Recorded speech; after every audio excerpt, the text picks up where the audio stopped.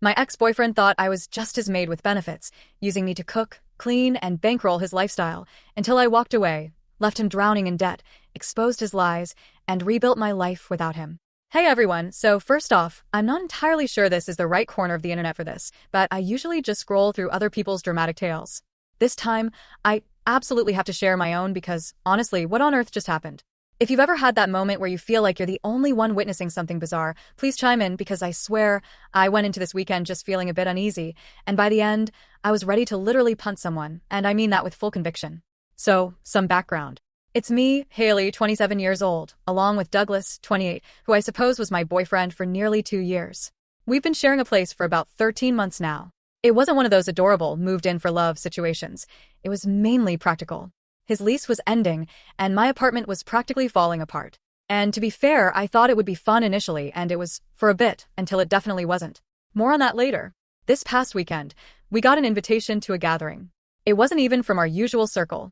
It came from Claire, our landlord's daughter, who's like, "Hey, you two are always so laid back with the rent stuff. Come hang out."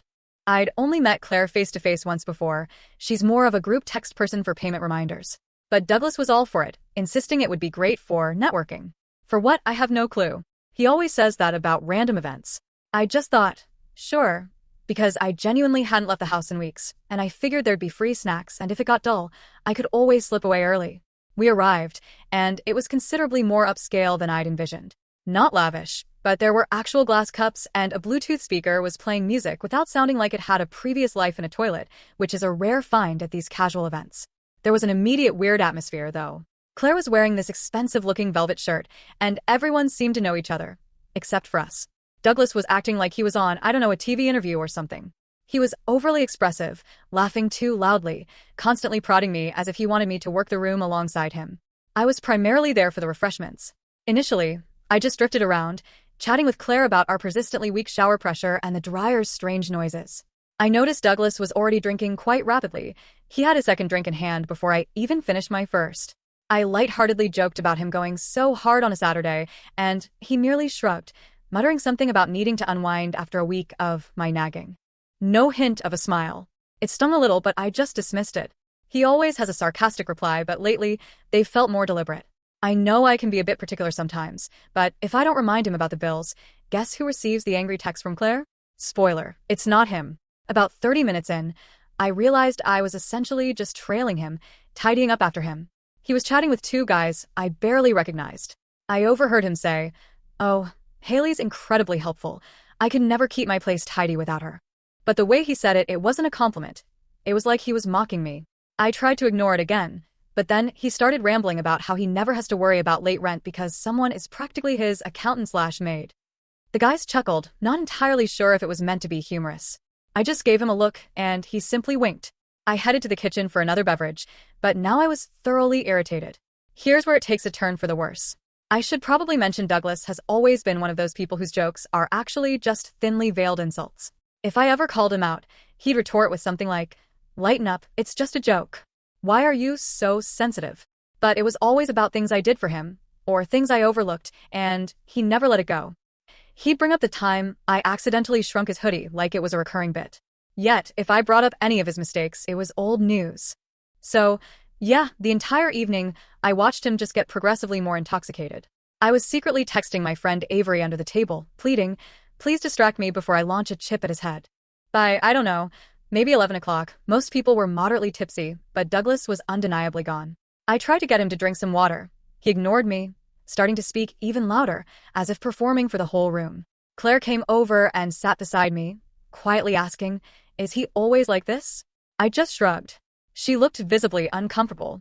I just offered the feeble excuse, "He's had a tough week." Which was the most ridiculous thing. His week wasn't tough. He just left his laundry in the machine, and now everything smelled like mildew. That was entirely on him. At some point, the conversation drifted to living with partners and the most disliked chores. That's when Douglas decided it was his moment to shine. He stood up, hoisting his drink like he was giving a toast, and declared, "Oh, you want to know what it's like living with Haley? She's basically my maid with benefits. Great for scrubbing toilets, paying rent, but far too dull for anything else." Yes, he actually said that aloud to the entire group. Everyone just froze.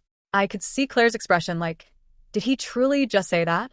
A couple of his friends managed a weak laugh, but mostly it was that agonizing, "Oh goodness, please don't involve me in this" kind of chuckle. I simply rose. I wasn't loud or anything. I just started walking towards the hallway. And Douglas, this man, literally grabbed my wrist. Not aggressively, but firmly enough to stop me. And he did this thing where he was like, "Oh look, she's going to leave. Sit down, Haley. Come on." Then he turned to the group, brandishing my purse in the air, saying, "Look, everyone. She doesn't even have the courage to walk away. Pathetic, isn't she?" And some people actually laughed. Not everyone, but enough that I felt my face flush hot. Claire was just staring at the floor. I tugged my wrist away. He didn't release it immediately, but I yanked it hard. It was not a gentle pull. I just stood there for a second, unsure what to do, because I didn't want to escalate the awkwardness, but I also wasn't about to burst into tears in front of these strangers. So I just sat back down. I took my purse from his hand and simply held it on my lap. He was still standing there, trying to elicit more laughter, but the energy was definitely dying out. For the next hour, I barely moved. I scrolled through my phone, pretending to text, but really, I was just staring at my lock screen. I was thinking of all the countless times I picked up his slack, all the instances I covered for his late payments with Claire, all the times I did his dishes because he forgot. And I felt like a complete fool because this was the man who, when we first started dating, would bring me coffee in bed and tell me how much he appreciated me. Now, I was just the punchline of his Maid jokes. Eventually, a couple of people came over and somewhat awkwardly asked if I was all right. I just mumbled I was fine, just tired. Claire sat beside me and quietly offered, "You don't have to stay." But I just shook my head because I didn't want to create a scene. Plus, Douglas was still loitering near the door, like he was guarding it. At one point, he was leaning against the wall, scrolling on his phone, and I saw him type something out on Instagram. I knew he was probably messaging his group chat about how crazy I was being. I wanted to leave so badly, but every time I stood up, he was suddenly in the way. There was this moment where Claire tried to get past him to let her dog out, and he just ignored her, continuing to block the hallway until she literally shoved him out of the way. He stumbled a bit, nearly dropped his phone, got angry at her for pushing, but she just firmly told him to move. I watched all of this and thought, okay, so it's not just me. He's just like this, I guess. He always needs to be the center of attention, and if he feels overlooked, he'll drag everyone down with him. It's so incredibly obvious now that I'm sitting there, truly paying attention. The entire night, my phone kept buzzing. I got texts from Avery asking if I was okay, and I just replied, "It's fine, I'll call her later." I even got a couple from my mom, which was unusual because she never texts that late, but she was asking if I was coming by the next day. I almost replied, just to have a reason to depart, but I didn't want to cause any drama in front of these people. I knew if I left, he would create a scene, so I just waited. Finally, it was like 2 a.m, and people were leaving. I got up, grabbed my coat, and headed to the door. Douglas was standing there, arms crossed, just staring at me. I didn't say a word. I just walked past him. He muttered something under his breath. I couldn't even make out what it was. Probably more of the same. I got outside and just stood on the porch for a minute, trying to compose myself. Claire came out to hand me my charger, which I'd left plugged in. She looked at me like she wanted to say something, but she didn't. She just told me to text her about the dryer if it worsened. I nodded, thanked her, and left. The walk home was only about 10 minutes, and I spent the whole time replaying everything in my mind. I got to our apartment, went straight to bed, and didn't exchange a single word with Douglas when he finally came in, slamming the door behind him. He didn't even glance at me. He just kicked off his shoes and headed to the bathroom. I lay there, scrolling through Reddit, typing this out in my notes app, so I wouldn't forget a single detail. Anyway, that's how my Saturday night unfolded. And today, I'm so furious I'm trembling. I have no idea what my next move is supposed to be, but I am absolutely not going to let this slide. Part 2 coming soon if anyone actually cares. I just desperately needed to get this out. Apologies if this is a jumbled mess. I'm still just so angry. First update. Alright, I honestly didn't expect to be back this quickly, but a lot of you wanted the next installment, and frankly, writing it out is preventing me from just screaming at my phone. Plus, I think I'm still too incensed to do anything else right now. I don't even know if this is coherent. I'm running on maybe 4 hours of sleep and a massive iced coffee that is certainly not calming my nerves. Okay, here we go. So, I woke up after that catastrophic party, checked my phone, and the notifications were insane. 20 missed calls from Douglas's parents, texts from his mother with all these "please call us. Are you okay with Douglas? Can we talk?" messages, and even a missed FaceTime from his sister and Gabriella. I just silenced my phone and stared at the ceiling for a while. I simply couldn't deal with it. Douglas was snoring on the couch, which was odd because he only ever sleeps out there when he's trying to be dramatic, but I guess he just passed out after getting home.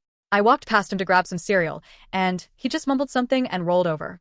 The kitchen, by the way, was a disaster. There were still solo cups from last week.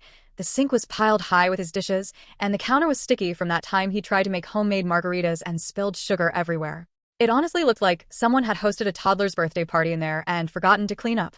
I just stared at it and thought, I am the only person who ever handles any of this. Every single time. I don't even remember the last time he took out the trash without me prompting him. He always claims he's just bad at noticing mess, but somehow he always notices when I miss a spot. I sat with my coffee and tried to strategize. I could just leave. I could text Claire and tell her the rent was now his sole responsibility. I could pack my belongings and stay at my mom's or Avery's for a few days. But honestly, I wanted him to feel the consequences. I wanted him to actually have to confront the mess he'd created, both literally and metaphorically. I wanted him to realize just how much I actually did because he hadn't. He never had. And after last night, I was not in the mood to be the more mature person. I was feeling petty, and I was embracing it. So I started making a list literally in my phone's notes app. Every single thing I'd paid for, every time I'd covered his portion of the rent, every utility bill I'd set up, every cleaning supply I'd purchased, every random item he'd forgotten at the store that I just picked up. And the list was extensive. I scrolled for a solid minute just examining all the small things. Toilet paper, paper towels, Swiffer refills, laundry cards, light bulbs, trash bags, that ridiculous scented candle he liked, literally everything. I even dug up Venmo receipts from last year when he couldn't access his account, and I'd covered his share of the internet for 3 months straight. He never reimbursed me.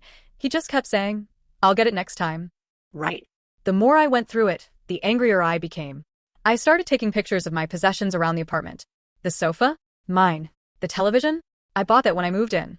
The plates, the silverware, the microwave, the bedsheets, literally all mine, except for this unsightly lamp he'd gotten from his parents and the broken kettle he swore he was going to fix but never did. I started mentally categorizing things like, what can I take without needing a moving truck? What do I genuinely care about?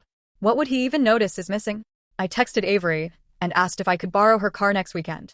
She just sent back a middle finger emoji and said, "Say less." I adore her. I ignored Douglas all morning. He shuffled into the kitchen around noon, looking absolutely dreadful.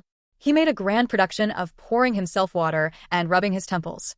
I just sat there, scrolling through my phone, not even pretending to be interested in making him breakfast. Eventually, he attempted to make polite conversation, claiming he didn't recall much from the previous night. I simply stated, "You said enough." He looked puzzled for a second, then grew defensive, like, "Oh, come on, you know I was joking." Everyone jokes like that. I just stared at him and offered no reply. He became irritated and returned to the couch.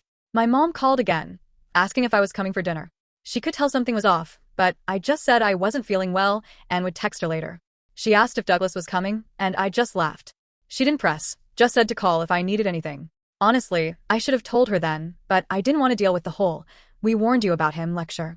Parents never let that go. Douglas spent the remainder of the afternoon on his phone, scrolling TikTok and texting his friends. I heard him laugh a couple of times, then he grew extremely quiet. I peeked and saw he was in a group chat with Carson and Andrew, his 2 ride-or-die friends from college, and they were discussing how awkward last night was. Someone mentioned Claire looked furious. Douglas just said, "She'll get over it. She always does." I took a screenshot and saved it just in case. Not for blackmail or anything, just I don't know, proof that he knows he's a jerk. Around 5, I began packing my belongings. Not everything, just small things. My chargers, my makeup, my favorite hoodie, my headphones, some books, my laptop. Stuff he would never even notice was gone. I put it all in my bag and placed it in my car. He didn't even inquire where I was going. He just told me to bring back some chips if I stopped at the store. I slammed the door when I left. I sat in the car for a minute, just breathing, then drove to Avery's to drop off my bag. She didn't ask questions. She just handed me a soda and put on some music. Gosh, I nearly cried, but I didn't. When I got back, Douglas was playing Xbox, shouting at some kid online about camping and spawn points. I went into the bedroom and started sifting through the closet. Half the clothes in there were mine, but he always left his stuff in a pile on the floor. I started folding my items into a laundry bag. He walked in and asked what I was doing. I simply said, "Laundry." He shrugged and went back to his game. I made dinner just for myself. He came in and asked where his was. I told him he could make his own. He actually pouted, genuinely like a small child. I just walked past him and went to my room. I spent the night texting Claire. Asked her if she was okay after last night, and she said she was just embarrassed for everyone. She said she was sorry I had to deal with Douglas, and that if I ever needed anything with the apartment, to let her know. I asked if she thought her dad would let Douglas stay if I moved out. She said, "Well, "You're not on the lease, are you?" "Just him." I said, "Yeah, just him, because when we moved in, he said he'd handle the paperwork and never put my name down. He just said it would be less complicated." She said, "Then he's responsible for the rent." I said, "Good to know." She sent back a thumbs-up emoji. I started to feel a little better. The next morning, I began moving more of my belongings. Douglas barely noticed. He was busy arguing with Andrew about fantasy football and complaining about the Wi-Fi. I started unplugging things that were mine and placing them in boxes. I took the router, I pay for it, the coffee maker, the kitchen knives, my blender, my throw pillows, even the air fryer. I left all his junk, his old laptop, his gaming chair, his pile of random wires he swears he'll organize someday. I texted Avery to come help me with the larger items. She pulled up around 2. We loaded up her car with boxes. He came out and asked what we were doing. I said, "Moving some things." He just nodded and went back inside. I left the essentials for the next day. My bed, my dresser, my bathroom items. I figured I'd come back when he was at the gym. He goes every Tuesday at 6, like clockwork. Always posts a sweaty mirror selfie on Snapchat. I texted Claire and told her I'd be out by the weekend. She said, "Just let me know if there are any problems." I told her I'd leave my keys in the mailbox that night. Douglas acted like nothing was amiss. He asked if I wanted to watch something. I said, "No thanks." He pouted again. I almost laughed. He complained about the kitchen being empty.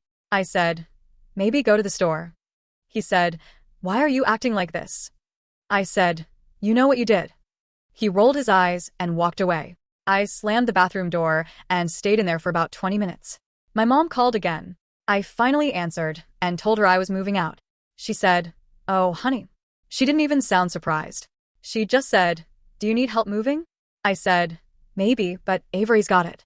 She said, "Do you want to stay here for a bit?" I said, "Maybe, but I think I'll be okay." She said, "Okay, just let me know."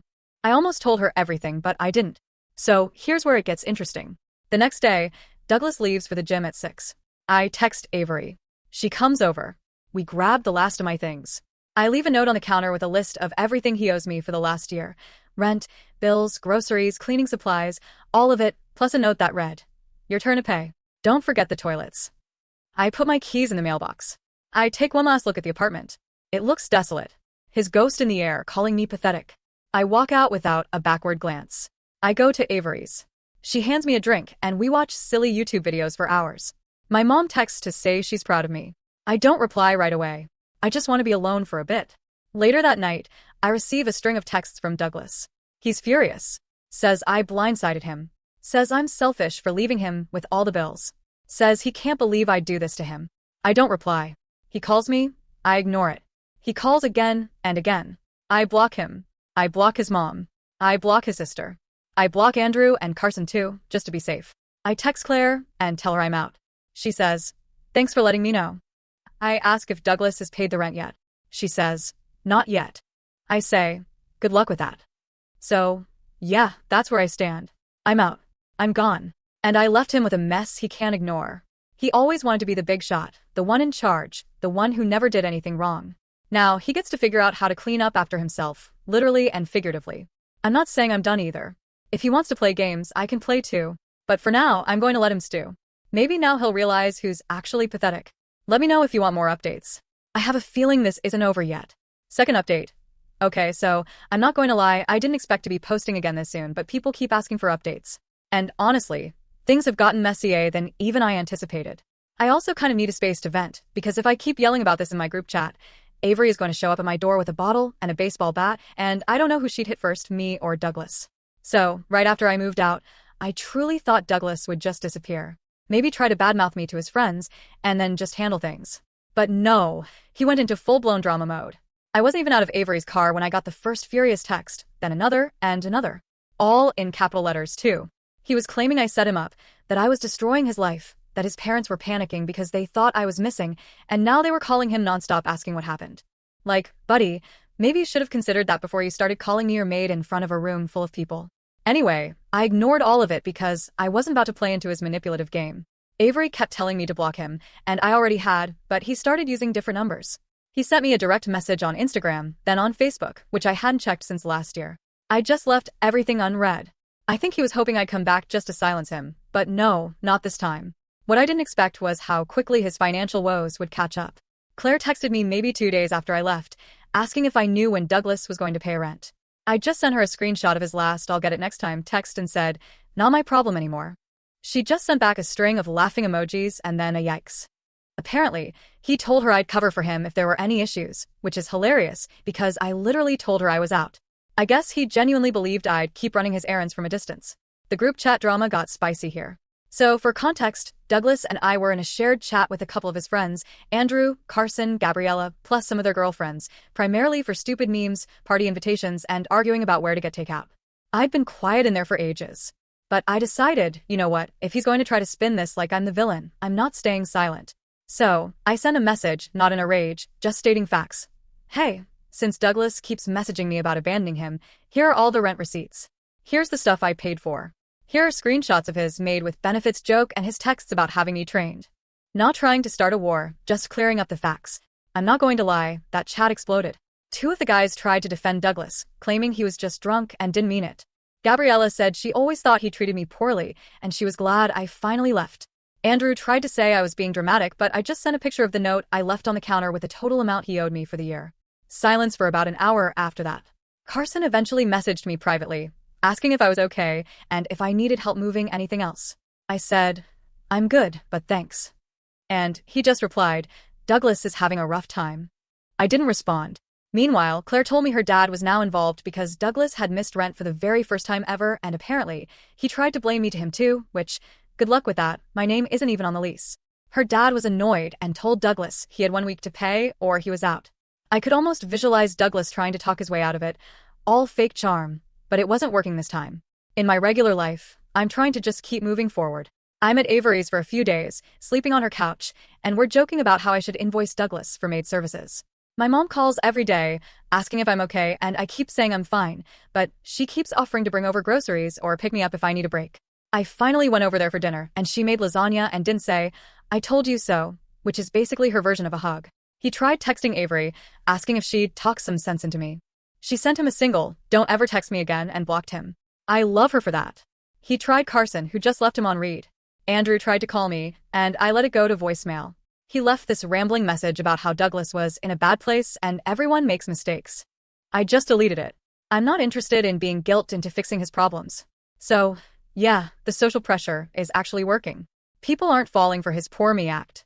Claire says her dad is completely over it and ready to start showing the place to new prospective tenants if Douglas can't pay the rent by Friday. That's like 3 days away. I'm not going to lie, I get a little satisfaction out of that. I mean, for over a year, I've been the one quietly managing everything. Cleaning up, paying bills, apologizing to Claire for late payments, covering for him with his parents. Now, he has to answer for it all himself, and he's floundering. The best part is there are real consequences. Claire's dad isn't mean about it. It's just business. He says if Douglas doesn't pay, he has to leave. I hear from Carson that Douglas is trying to borrow money from everyone, but nobody wants to lend him anything because they all know he won't pay it back. Even Andrew, who's usually his #1 cheerleader, says he's got bills too. Gabriella tells me she's sorry it took her so long to notice how he treated me. I just tell her it's fine. I'm good now. I received a text from Douglas's mom from a random number, since I blocked her main one, asking if I'd help Douglas out just this once, for old time's sake. She says he's really struggling and doesn't know how to keep up with everything. I just texted back, "I'm not his maid." She never replied. Oh, and this is petty, but I'm not sorry. A couple of days after I left, I went back to the apartment with Claire. She let me in to grab the last of my belongings, a box of books and my old blender Douglas never used but insisted on keeping, just in case. He was there, and he tried to argue with me, saying I ruined his life and that I didn't have to make it public. I just said, "You did that yourself." He tried to get in my way, standing in the hallway and refusing to move, so I pushed past him.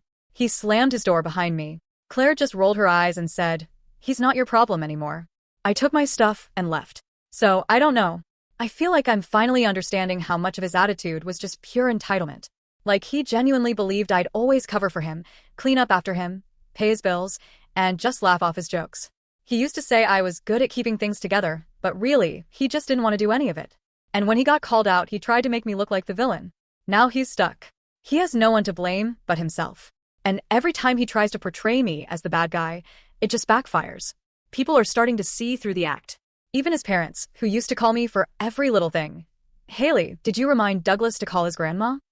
Haley, did Douglas find his insurance card? Are realizing they can't guilt me into fixing it. I'm not being mean, just done. If anything else truly wild happens, I'll update. But honestly, I think this is finally the beginning of him having to deal with his own mess. And if you're reading this and you're the Haley in your relationship, trust me, you don't owe anyone your sanity or your credit score. I guess that's it for now, unless he tries something else, which honestly wouldn't surprise me at all. Last update. Alright, so this will probably be my last update for a while unless something else absolutely wild transpires, because frankly, I'm exhausted, and I really need to get on with my own life. But I promised a final wrap-up, and honestly, this one has a lot to unpack. So if you're still reading, thank you for all the support, the direct messages, the girls' same comments, all of it. I'm genuinely not accustomed to random internet strangers rooting for me, so it's strangely comforting. So after the last post, I was mostly just waiting to see if Douglas would actually pay his rent or if he'd get evicted. And honestly, I truly didn't think he'd go down without some last, pathetic attempt. I wasn't wrong. But before all that, let me just start with the strangest part. His parents. The morning after I left for good, I still had those 20 missed calls piled up from his mom, his dad, even his sister on her old number. I kept ignoring them, and to be honest, it got to the point where I started feeling a little bit petty for not even texting back. I'm alive, leave me alone. But then, around noon, my phone started ringing off the hook again. Same numbers, but now with lengthy voicemails. His mom, all frantic, asking me to just talk to her, saying Douglas was in bad shape, that he hadn't eaten and couldn't sleep, and that he'd never been like this before. I listened to about half a message, rolled my eyes, and just deleted it thinking, I'm not cold-hearted, but I'm not his mediator anymore. I'm not his parent, not his therapist, not his maid. The next thing, and this is the part that truly just makes me want to flip a table, is she starts texting my mom. Like my actual mom. I guess she still had her number from that one time they met at a holiday gathering. I only found out because my mom called me and was like, is everything alright? Douglas's mom had apparently said he couldn't pay rent and needs you to come back and talk some sense into him. My mom just sounded tired, like she was expecting me to say I was getting back together with him, but I told her straight up, nope, I'm done. He's on his own. Please don't answer her anymore. She just said, okay, and asked if I needed her to bring over groceries. So Douglas kept calling. Now he was switching between angry and sad. Like, 1 second it was, you ruined my life. The next it was, I'm sorry, come back, I'll change. I ignored every single call. He tried new numbers, even tried to FaceTime me. I blocked everything. It was honestly like whack-a-mole. Avery kept laughing about it, saying I should start charging him by the call. Meanwhile, Claire texted me that her dad finally gave Douglas the official notice. He had to be out by Friday if he couldn't pay. Apparently, he tried to get an extension by saying his ex sabotaged him. Claire's dad just said, it's not my business. Pay or move. So Douglas tried to guilt everyone else. Carson texted me that Douglas tried to borrow money from him, claiming I stole his stuff. Nope. I literally only took what was mine and left the rest, receipts and all. Gabriella messaged me, saying Douglas direct messaged her, asking if she'd vouch for him if Claire's dad asked about payment history.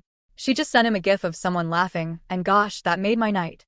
The only person who didn't seem to be taking sides was Andrew, but that's just because he hates drama, not because he's neutral.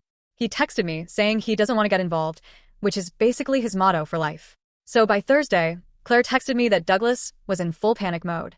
He was behind on everything, rent, internet, probably even his random subscriptions. I still get emails about his old food box service, which is not my problem. I guess he tried to call Claire's dad again, and when that didn't work, he called his mom, who then called me again. This time, I picked up mostly because I was so annoyed. She started in with a whole, please, Haley, I know he messed up, but he's so lost without you. He's not good at handling life stuff. You know how he is. I just said, sorry, I'm not part of this anymore. You need to talk to your son, not me. She started crying a little, which was awkward, and I just said goodbye, and hung up. I think the real reason Douglas treats people like this is because he's always gotten away with it. Like, his parents coddle him. His friends either ignore it or laugh it off. And I was just the latest person to pick up the slack. He gets loud when he's embarrassed, jokes when he's nervous, and when that doesn't work, he just expects someone else to come fix things. I mean, I kind of knew he was lazy, but I never saw just how much he depended on people cleaning up after him until I stopped doing it. So, anyway, Friday comes.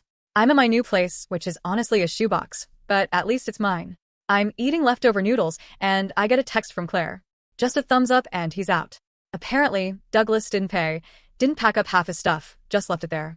Claire's dad said he could come get the rest if he wanted, but the locks were changed, and he wasn't living there anymore. I asked if he made a scene.